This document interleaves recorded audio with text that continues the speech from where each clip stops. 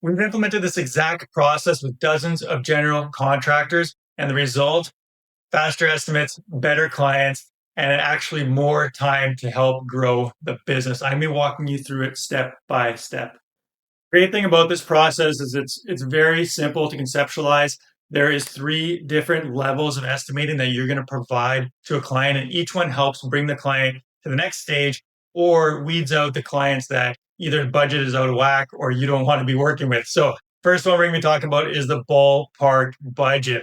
This one is a quick budget you're going to do typically at the client's house or inside the first sort of initial meeting, and it should take maybe 5-10 minutes. You're going to use some sort of spreadsheet or maybe like a quick go-to template that you have in your project management software. And what you're doing here is just using a very broad brush as far as figuring out, how many square feet is this home for a new home build. So, square foot times price, this is going to cost you $600,000. Or if it's a remodel, the size of kitchen, you just very ballpark. The idea is you're going to provide the client some sort of a range of costing. So Mr. and Mrs. Smith, this new home build that you're talking about based off square footage and sort of your location, we're probably in the ballpark range of $600,000 to $750,000 to build this home. Is that sort of in the budget that you envisioned, right? So this is a real easy step to give them some sort of number. You're looking to be within maybe 15% or so of what the final cost could be for them.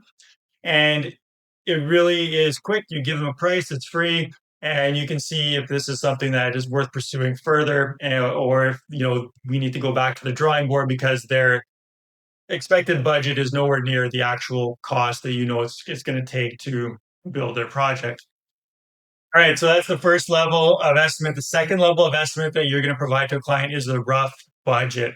So this is going to be something that's detailed. You're going to work from a template. You're using sort of base pricing. The idea with this rough budget is, let's say you go to an auto dealer, you're going to buy a brand new car. You're excited. You saw the advertisement, MSRP, $30,000 for this new car. Of course, when you go to the dealership to buy the car, you're going to want, the 17-inch rims or the sunroof or extended warranty, or there's all these kind of different things. So they're going to advertise the price 30,000, but of course, you're more than likely going to want a few upgrades or a few additional things that's going to bump up the price to maybe 35 or 40,000, depending on what extra stuff you get. So this is the idea of the rough budget. You're providing that kind of that baseline, base build, standard items, allowances, things like that. The idea is you want kind of like the very sort of lowest cost that you can provide this budget or this project to the client for, because you don't want to scare them off, but you do want to give them a lot of detail. So that's why you're going to provide an actual, written estimate budget, all the different line items in there. And the goal of this one is hopefully you're within somewhere like 10%.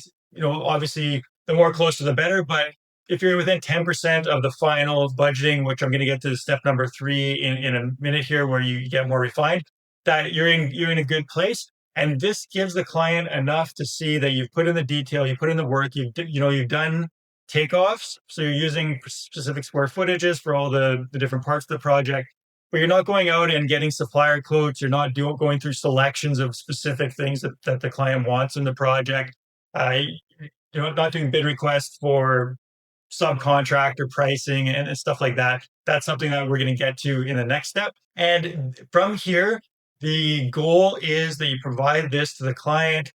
Typically, you're going to do it for free. It should take maybe 1 to 2 hours. If you're really good and got a template and it's like a standard project, maybe even do it in less. But it's fairly quick. Typically, this is free. And the purpose is to move the client then into a pre-construction service agreement.